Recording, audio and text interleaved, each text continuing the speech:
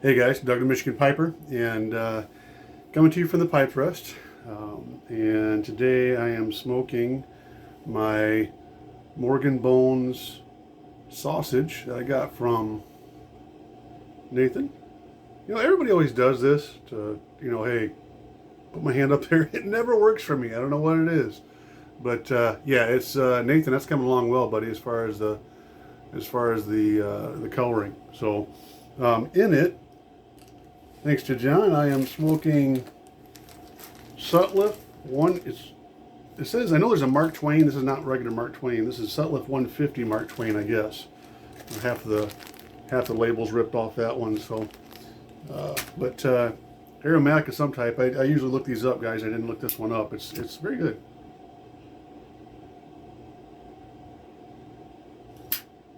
And just figured I'd jump on real quick. I'm kind of funky. I've been working on the house today with Mama, and we postponed our pizza movie night to tonight. Usually every Friday night's our pizza movie night, and we decided this weekend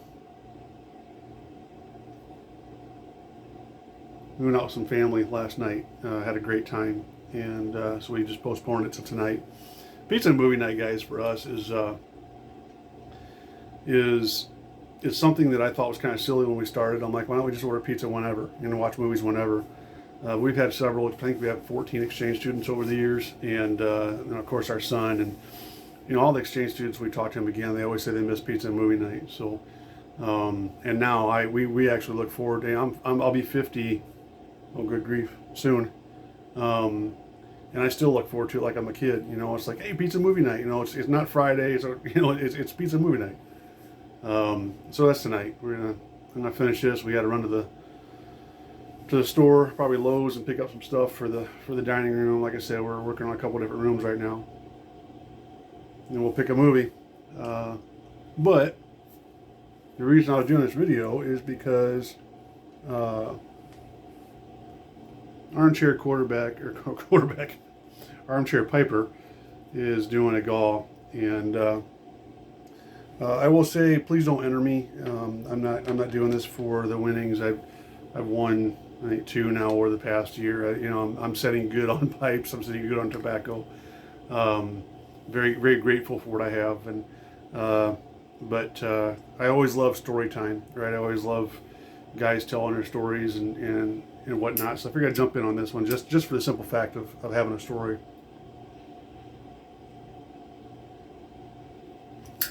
And I got plenty of them, guys. Seems like the older I get, the more I become one of those guys like, oh yeah, well I heard this one time. I try not to be that way, but it's fun telling stories. And I had taken the Scouts. My son was in the Scouts, and we went down to the Smoky Mountains for backpacking.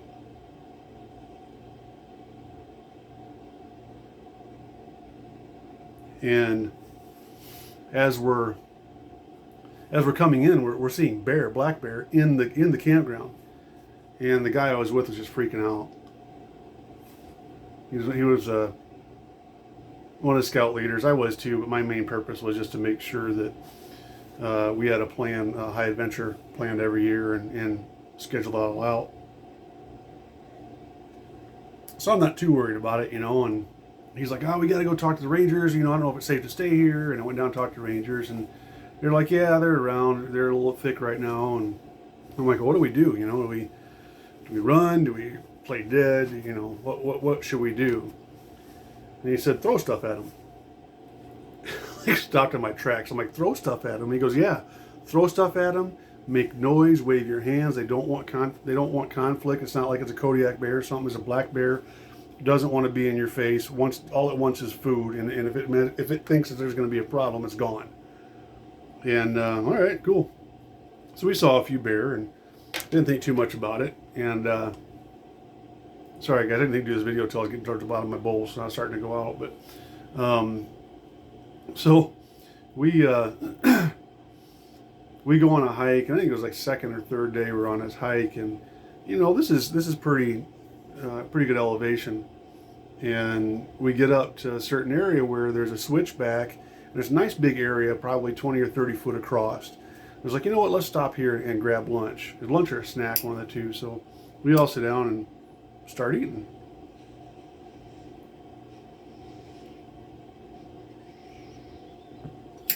And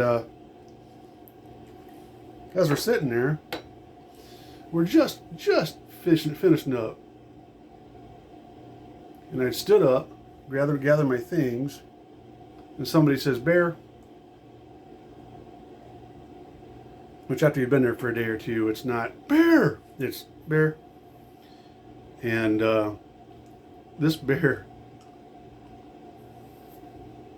he comes out on a trail out from the woods with his nose in the air, which is my first clue that this wasn't good.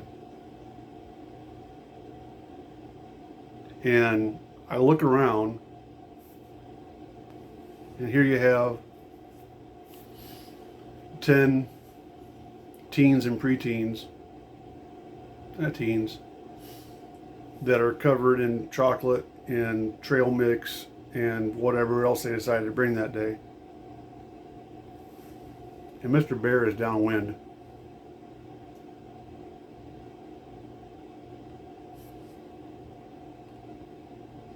I kind of wondered what I was going to do, if I came face to face with the bear. But this guy is about 50 feet from us. And like I said, he's downwind from us. And this obviously came out of the woods because he smelled what we were eating. And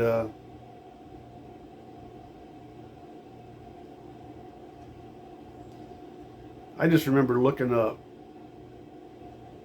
and I'm like, I stepped in front of the kids,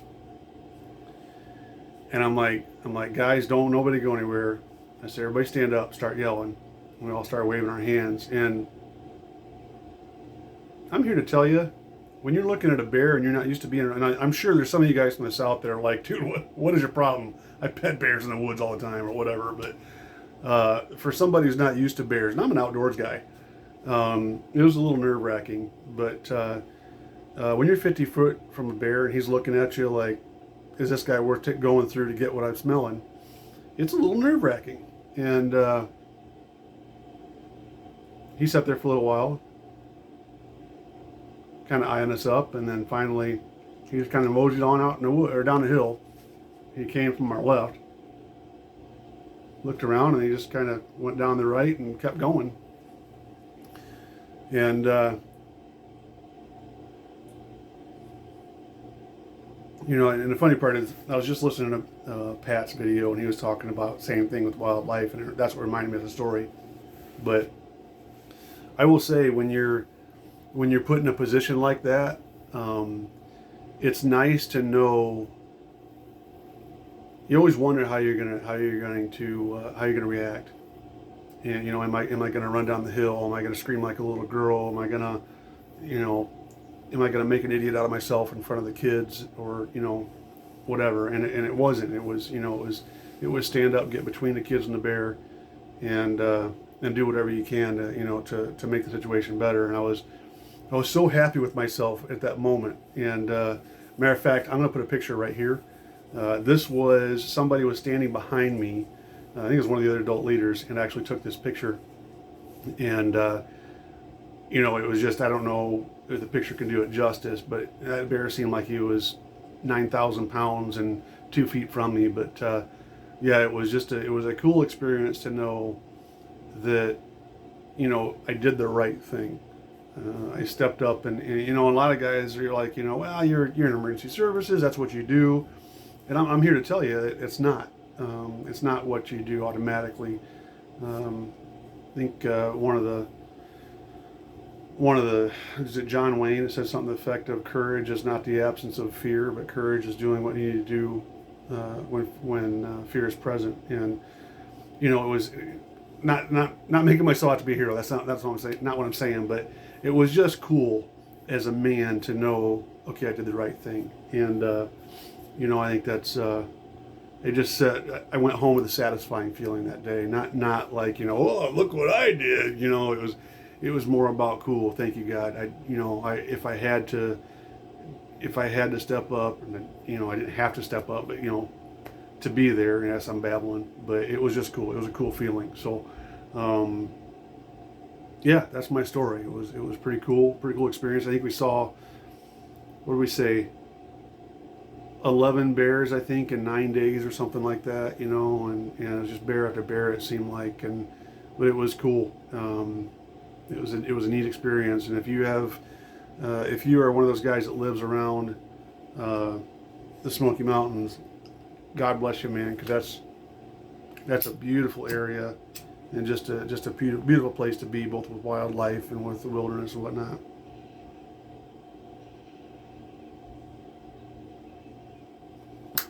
Guys, I want to thank you for watching. I want to thank you for watching all the videos, and I really hope that you guys are doing well. So until next time, you take care.